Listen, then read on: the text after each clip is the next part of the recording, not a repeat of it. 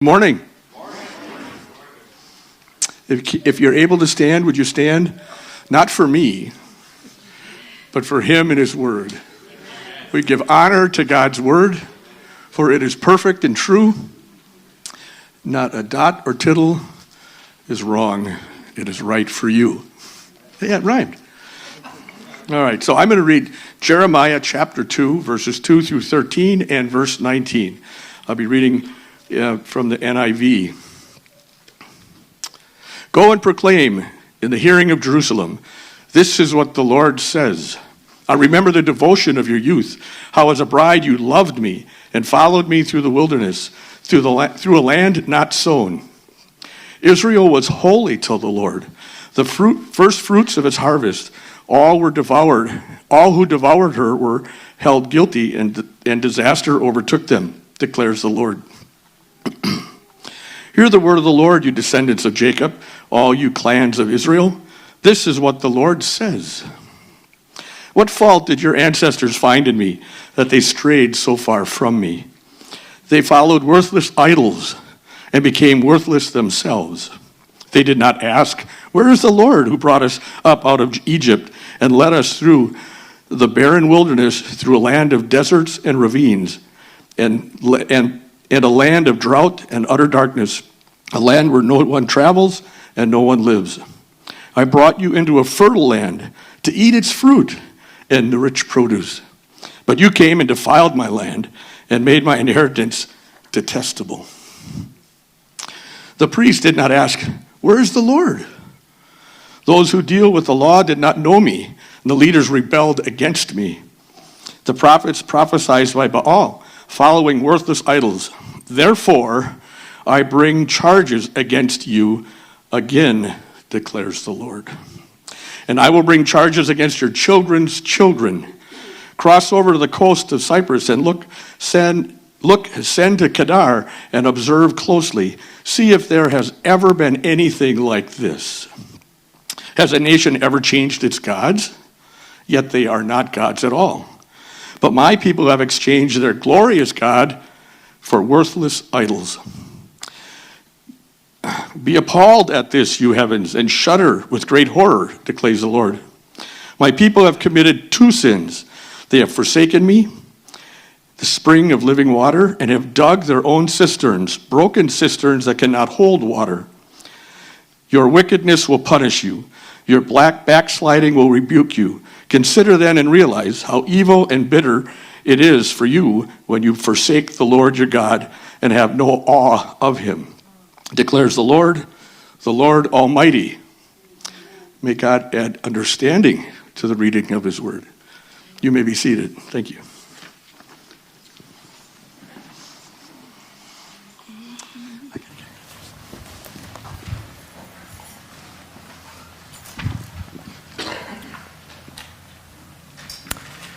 Hi, Arise family.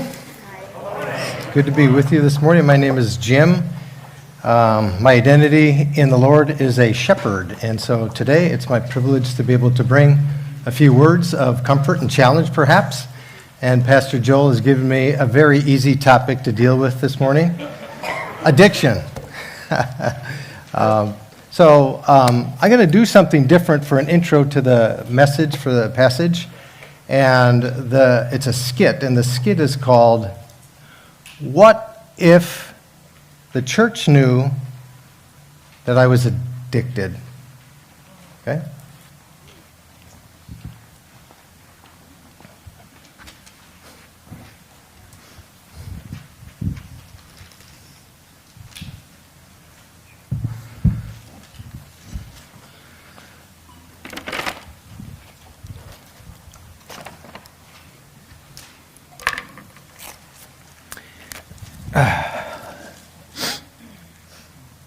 I've had such a long day. I just want to relax. No time for my friends, no time for the homies, no time for chit-chat. You know, I've got problems at the job, and I'm just wondering what to do.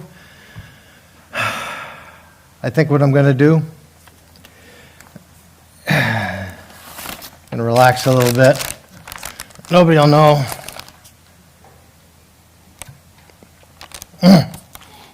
Oh, that's good. That's good. I think I'll check my penny stocks on Yahoo Finance. You know, I do this about 14 times a day. I get this rush whenever I see the market go up and my stocks pop. Ooh, wow, what's that? Oh, I haven't seen that video before. That looks pretty nice. Well, I tell you what.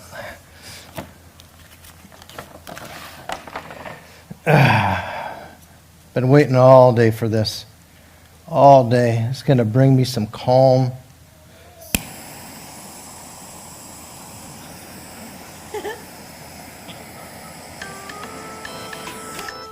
What in the world? The last thing I want to do is answer the phone. Pastor Joel. Oh, yeah, Pastor Joel. Oh, no, good to hear from you. How you doing? You're with Pastor Sam. Oh, you're praying for me. Oh, about those issues I shared. Oh, yeah. Yeah, I mean, it's going pretty well. It's going pretty well. I'm just kind of sitting here reading my Bible. You know, that old worn Bible that that I read all the time. Yeah. Oh, you're going to come over? You guys are going to come over and pray for me? Okay, well, no, that's fine. That's fine. I'll tell you what, let me just clean up a little bit, and I'll put some things away, and I'll be happy to have you over. Okay, see you in a few minutes. All right, bye-bye.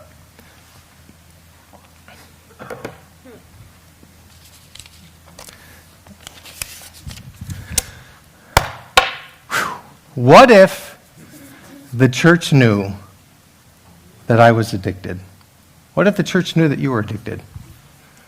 We're going to talk about that today. Okay? And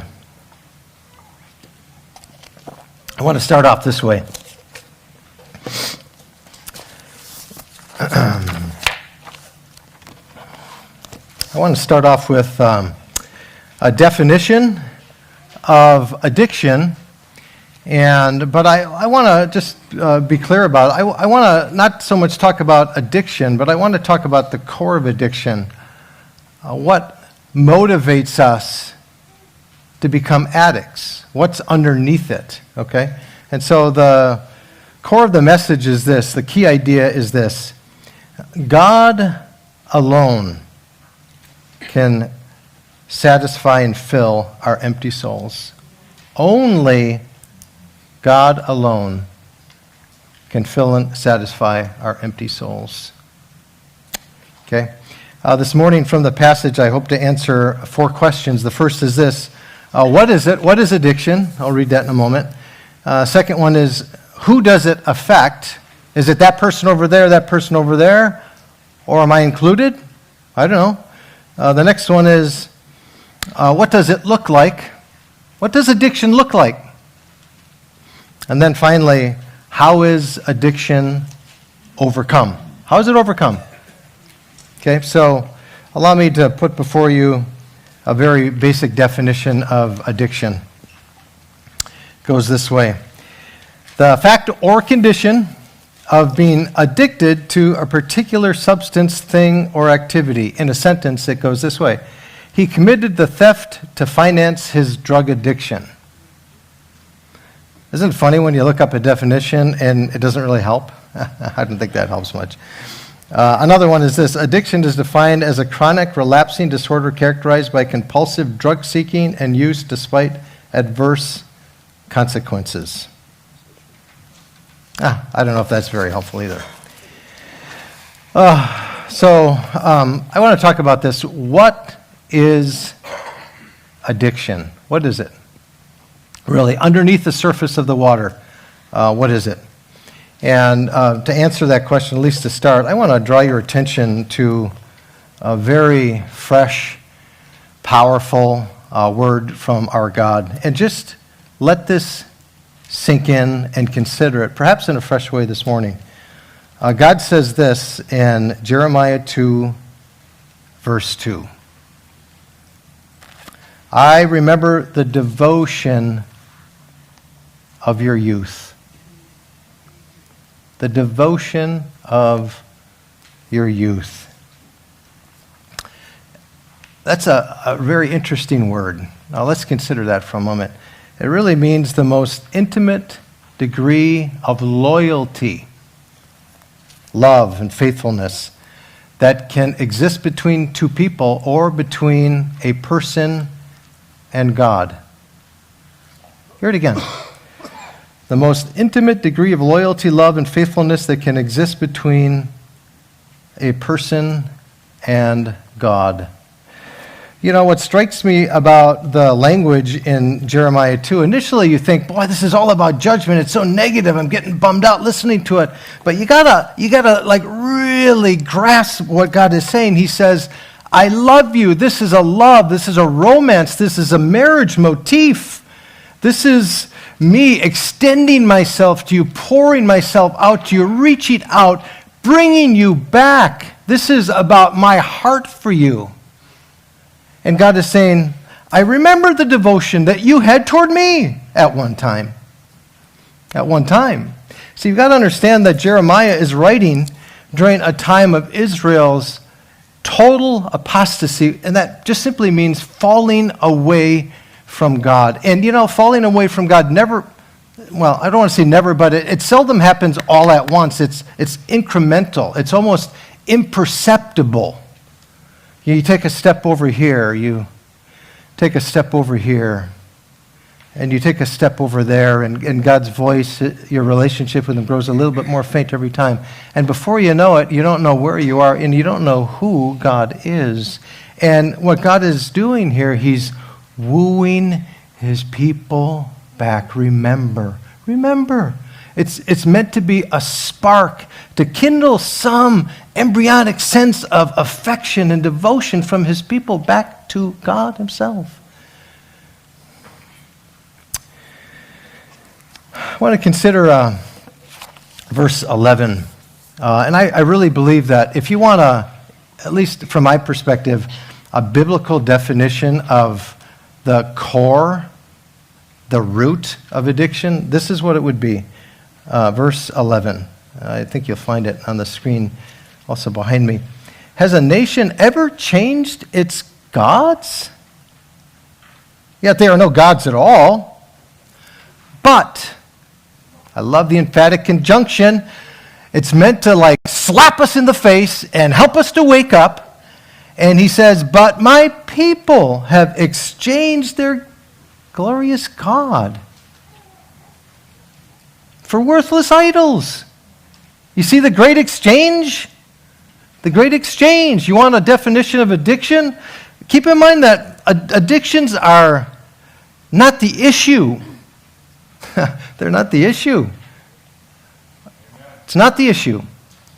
They're symptomatic of a deeper issue. And I say this, addiction is not as serious as you suppose. But at one and the same time, it's desperately dangerous and far more horrible than we suppose. Because this is the root. My people have exchanged their glorious God, given Him away. And then we run after these lesser things and offer our devotion to them. Bob Dylan, years ago, he sang a great song, and he said, you're going to worship somebody, you're going to worship something. We all are made to worship. You see that? We're made to worship. And if we exchange our glorious God for some lesser thing, we're going to fall into it. We're going to fall into it. I want to get a little personal here. Okay? Years ago, and this really helped me when I was a young man. Okay? I'll be a little bit transparent. Because listen, I've struggled with everything there is to struggle with, you know? And I've learned that over the course of my life, that when I was a young guy, I struggled with sort of different things. And slowly on, I'm talking over not just days and months and years, but I'm talking over decades, I came to, by God's grace, overcome some of those things, many of them. And yet, at my age, I'm thinking, I'm struggling with different things now, right? So, as a young guy, I struggled with pornography. I did. It's humiliating for me to admit that. And it wasn't until years later that I was in school, and one of my professors, Ron Needham, very godly man. He was a Christian therapist for like 30 years before he became a professor. And he said something in our class that day that really changed my life. Do you want to hear it? Do you want to hear it? No? Okay, there we go. I thought you were falling asleep. I wasn't sure. He said this. He said, the reason people look at pornography, and I'm going to expand that a little bit. I'm going to say, the reason we look at anything other than our glorious God is because we're trying desperately to kickstart something in us that we're fearful is dying. Is dying. Hear it again. The reason we run after this and run after that and the other thing, whether it's porn or alcohol or whether it's the adulation of our fellow person, the corporate ladder, money, portfolios, our career, romance, love, whatever it is, the reason we run after these things is because we feel that we're dying inside and we need to kickstart something in us. And that's what happens when we forsake our glorious God. That's what happens. Romans 1:25 says something very similar. They exchanged the truth about God for a lie. For a lie. I was haunted, a couple of years ago, I was letting my Bible app just play through large portions of Scripture, and I was working, with my hands, hammer, saw and all this kind of thing, and it was just going on for hours. And I remember, there at different points, I'm hearing the story. I would really encourage you to do that. You get the flow of the historical narrative, and you hear God speaking, and it's powerful. And there was one particular verse in Isaiah 44. You can look up the exact verse. I don't want to give it all away. God said, and you can't see that the thing in your hand is a lie. He's talking about idols. And we think, wow, I don't worship any idol. Oh, yeah, we do. Yeah, we do. We may not make little carved figurines, although in a lot of cultures, even today, that's still happening. No, we worship idols. Don't be mistaken. Don't be mistaken.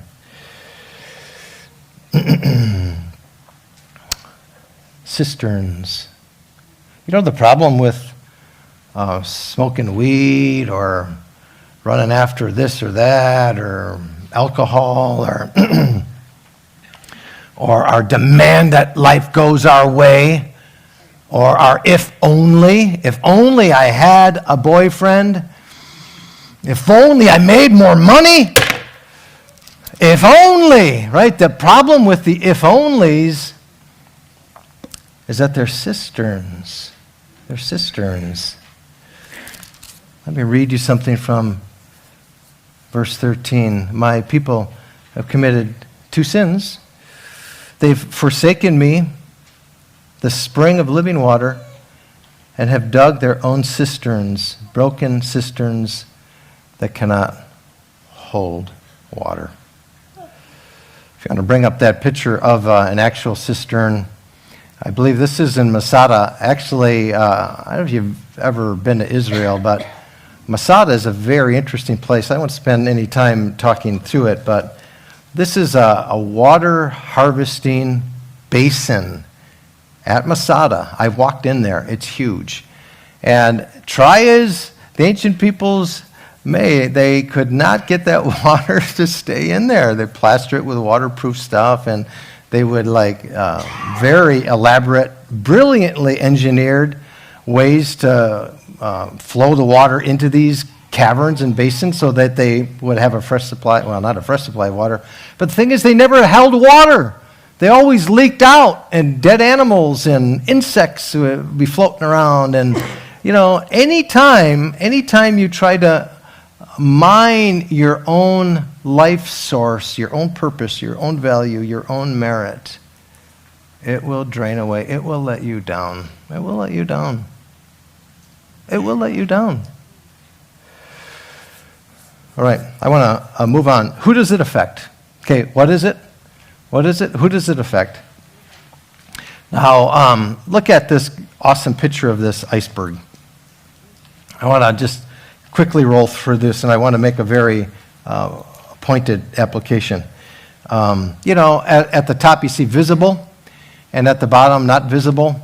And, here's what we tend to do. We tend to think, the visible addicts are the ones who struggle with maybe food addiction, anorexia, smoking, drinking, porn.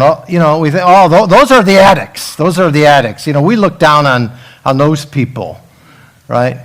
They're visible. But what we don't realize is that we're all addicts. We have all exchanged our glorious God for created lesser things. Every one of us has done it. We just do it in a different way. And the not visible addicts are the ones who say, hey, I'm addicted to beauty. I'm addicted to how people view me. I'm addicted to my own sense of self-pity because I forego a benefit that I demand that I have. And we circle in that narrative, for years. The interesting thing, too, about addictions is that there's a visible, symptomatic kind of element to it, the part that we see, but the root is that our love has grown cold for God. It's grown cold. Have you had those seasons? I mean, visibly, you can fake it. You can come to worship. You can spill out all the Christian lingo. You can get out your big pew Bible that's all worn, and we can all fake it really good. We can fake it really good. But what is it like at the soul level for us? I'll talk personally about that in a little bit. Shame, guilt, wisdom, selfishness. These are the invisible addictions that we get away with, so we think. So the issue isn't the issue. Our addiction, our specific addiction, isn't the issue. The issue is we've forsaken God. I'm reminded this week of a verse from Matthew's Gospel, and it's Jesus in the Beatitudes. He's talking about blessed are the poor in spirit. And I've been reflecting a lot about that lately, especially in my work. And God has done a huge renovation in my own heart. And I've come to see that I have really been an arrogant person. And lately, God has been showing me that I am absolutely spiritually bankrupt. Bankrupt. I'm going to say something that might be offensive to you. God has shown me and allowed me to see that I have hell in my soul apart from Him. I do. I really do. And it has caused me to find a new frontier of humility. And I've realized that I am poor in spirit. I'm an addict in different ways than you, but I'm an addict. And you know what that helps me to do? It helps me to look at you and your spiritual, emotional addictions and to have compassion on you, because you and me are one and the same. There's no difference. There's just no difference. Oh, what does it look like? What does it look like? I want to consider a verse that I got to tell you, before I started several weeks, it's been a month now, looking at this passage, I don't remember ever reading this verse. And I found it in this new discovery. I'm sure I've read it before and heard it, but I want to draw your attention to verse 19. What does it look like? I'm just going to read the first part of it. Your wickedness will punish you. Your backsliding will rebuke you. Consider then and realize how evil and bitter it is for you. period. Just pause there. Consider then how evil and bitter it is for you. As we run after other loves, you name yours, I'll name mine. This is the language of intervention. Do you see? It's like in the garden where God comes and he says, Adam, where are you? Where are you? God already knows. He's trying to spur Adam on to consider what's going on. What have you done? Elijah in the cave, what are you doing here? Elijah, what are you doing here?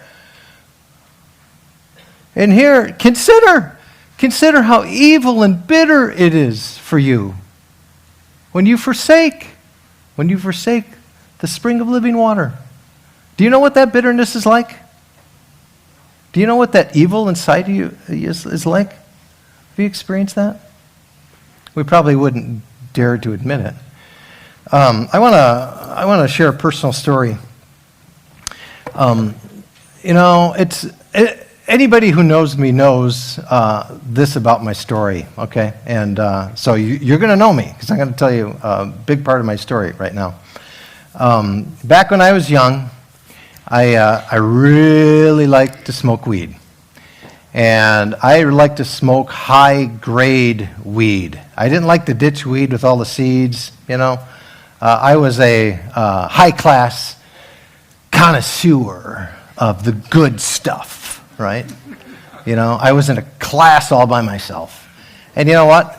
It even got better when I took an interest, and I always had an interest in botany, and I thought, you know what? I'm going to grow my own. That was a brilliant idea. That was during the Clinton administration with the war on drugs. Oh, Jim, why don't you just learn to grow your own weed in your basement? Like, brilliant idea. Well, the fact is I got really good at it, and I learned to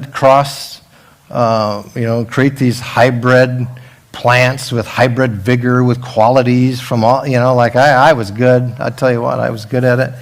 And you know what? The police thought so too. They took all of my stuff and they said, wow, Jim, you're so good at growing weed, but guess what? You can't do that. You can't do that. You can't do it. And I got popped pretty hard. But the beautiful thing about it is that still to this day, I look on that experience and I say, that was God's mercy to me. It really was. It really was. Because I was forsaking my glorious God, and I was digging this cistern. You name yours, I just named mine.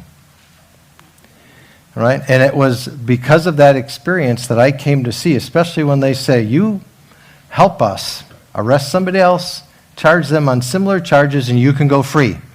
Okay? Well, I thought, wow, that's a pretty attractive offer. I wonder which one of my friends would like to stand in for me. And as I considered all my drug-using friends, I thought, I don't think that's going to be real popular. And it wasn't popular. Of course it wasn't. There's no way somebody would do that for you. But I'm going to tell you something. That's when I learned about Jesus. That's when I learned about Jesus. And I'm not talking about a book Jesus. I'm talking about an ascended Jesus who came to me in the darkness, despair, and hopelessness of my situation and lifted me up out of the miry pit. That is my stand in Jesus. You see, he's real. He's real. And that lack of having Jesus drove me off into the wilderness where I carved out my own cistern and worshiped lesser gods, lesser loves. And you know what? If you've had an encounter with Jesus like this, it will change your life. It really will. Now, that's not to say that there aren't some physiological, chemical, emotional, behavioral, probationary things that you got to deal with. It's true. You got to work through that. You do have to work through it. And that's what the community of faith is for. But what does it look like? It is evil and it is bitter. evil and bitter. Talk to any young wife when her husband's struggling with porn, and she will tell you, this is evil, this is bitter. The guy will say, this is evil, this is bitter. Whatever your vice is, it is evil and it is bitter. Okay? I'm going to move on. How is it overcome? How is it overcome? How is it overcome? I think the essence of addiction, the essence of sin, is really a denial of reality.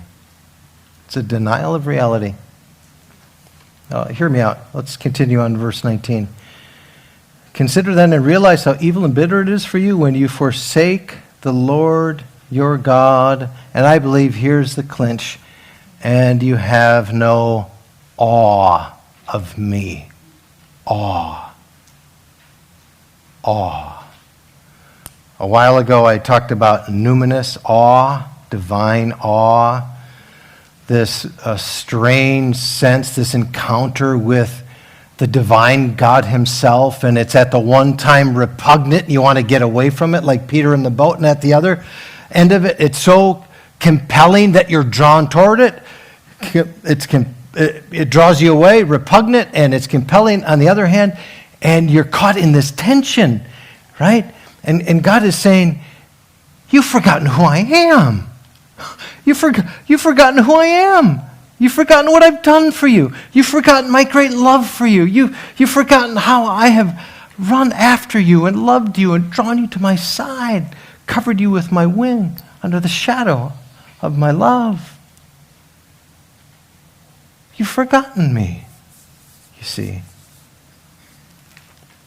When you forsake me and have no awe of me.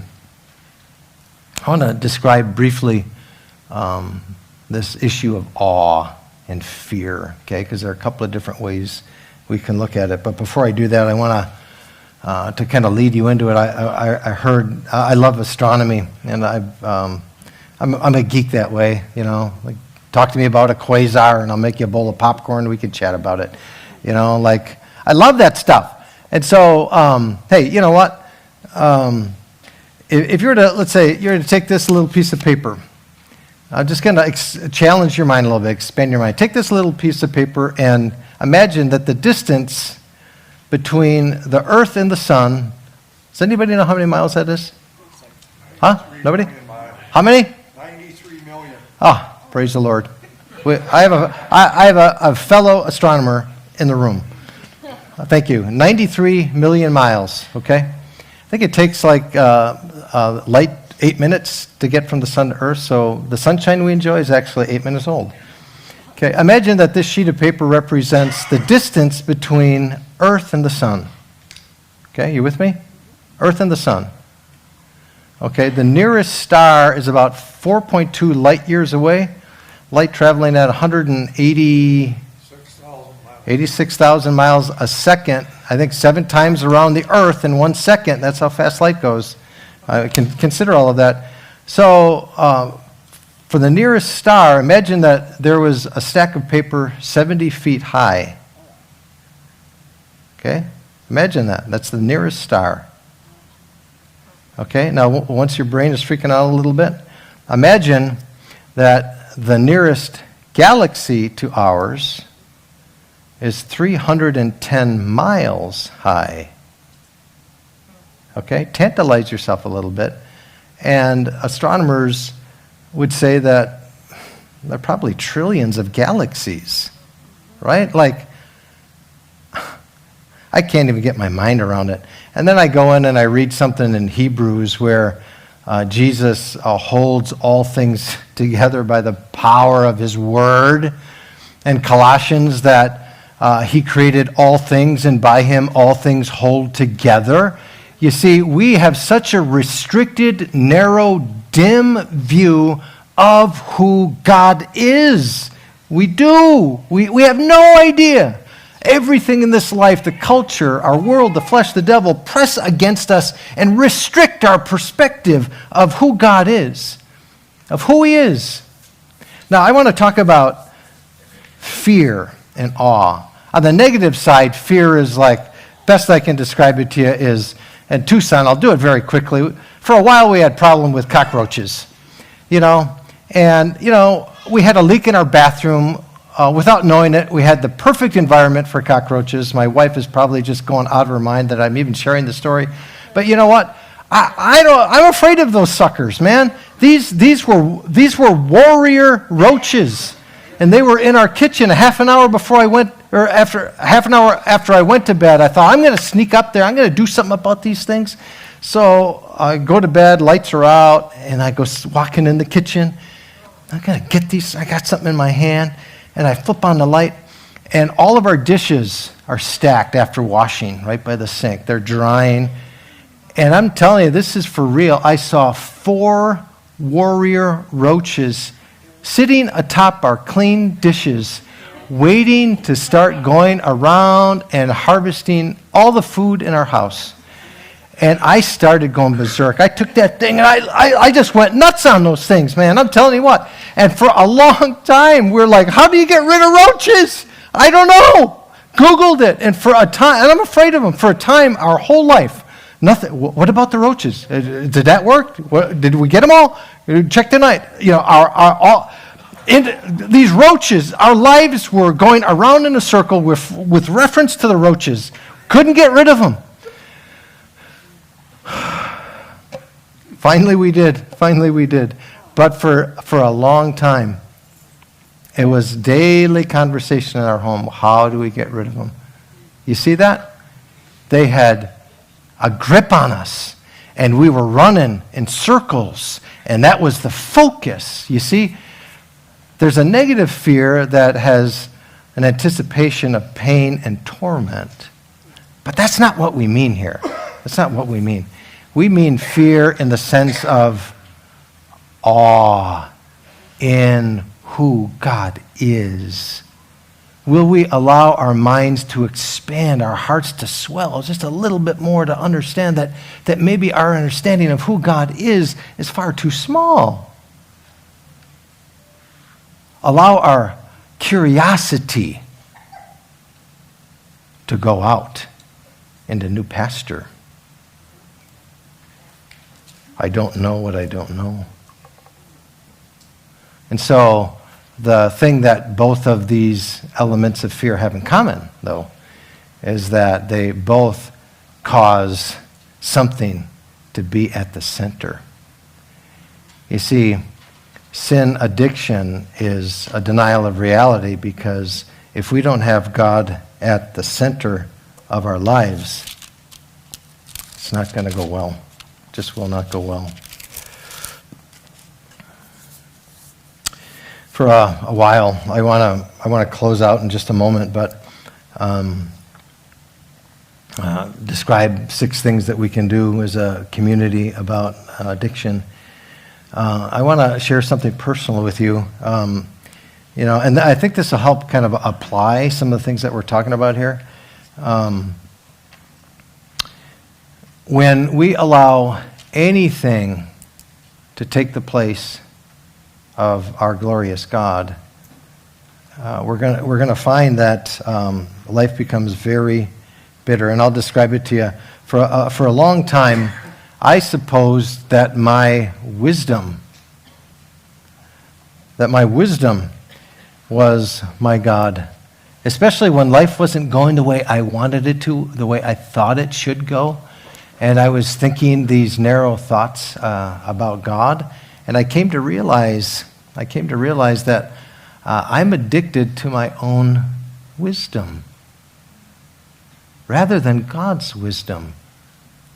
It allowed me to say, well, maybe God has higher thoughts than I have. Is that possible? Yeah. Maybe he's intending things that have a far more reaching impact than I could ever imagine. Is that possible? Yeah, it's possible. And you know what? It has really made a huge difference in helping me to fall under and trust the sovereign will and love of God. And I hope it would do the same for you. Hey, a couple of things, 5 things. I want to draw some practical applications to this. 5 things that any church can do to help people take off their grave clothes. That's what I call it. In John 11, Jesus says, loose them. Help Lazarus to take those grave clothes off. And I really think that that is the heart of discipleship. We're all coming out of death, right? And how do we take our particular grave clothes off? And so when it comes to something as specific as addiction, I would say these 5 things. These come from the Dictionary of Pastoral Care very quickly. The first one is this: encourage help seeking. Do you realize that people who are caught in addiction hide it and their family hides it? And the best thing to do, the first thing to do, is call people to come out of their hiding and turn the light on and help them to accept it, to find help, to get them connected with resources and people and everything. Second thing is this: disciple and counsel people who are struggling with these things. Third thing is counsel and disciple the addict's family. How much does the family suffer when one member in the family is taken in, right? Everybody needs help. Number 4, church initiatives in the community. There are all kinds of things that Arise can do. Churches all over town are engaged in things. What's particular to this community of faith and what's around the neighborhood? How can Arise make an impact? Number 5, prevention. Prevention. Teach, educate, help young people especially to know that it's bitter and evil. It's bitter and evil. And then I would add one last thing, and that's an invite to come to Jesus. Really, that's at the end of the day. And I'm not saying just get Jesus and coffee flippantly. That's not what I'm saying. I am saying that Jesus is alive and Jesus is real and Jesus can cause your life to be transformed, and you will be in shock and awe and adoration and devotion if you encounter the living Christ. He will change you. There will be substantial healing today and complete healing in the time to come. You can count on that. You can count on it. So this is what I'd like to do. The band is going to come and do a song of reflection and invitation. And I have prepared down below me right here, these are what I call PCs. Okay? PCs. They're portable cisterns. They're portable cisterns. Okay? And during the song, if you would choose, come up and grab one. Be careful because they are glass. Don't grab one and like clench it in your fist or anything. Grab one as a reminder and as a symbol of our waywardness and always trying to dig our own cistern. And you know what? I have an invitation for you as the band begins to play and as you prepare to come up. Pray and consider that today the invitation from God Himself is alive and is present for you to come back to Him. To come back to Him. And you might say, there's no way I can do that. I can't do that. I'm too ashamed. No, come back to Him. And do you know what He's going to say? He's going to say, I've always loved you. Of course I'll take you back. Of course I'll take you back. Hey, there's a message in that bottle. Do you know what the message is? It's one word. It's one word. It's grace. It's grace. So let's worship the Lord together.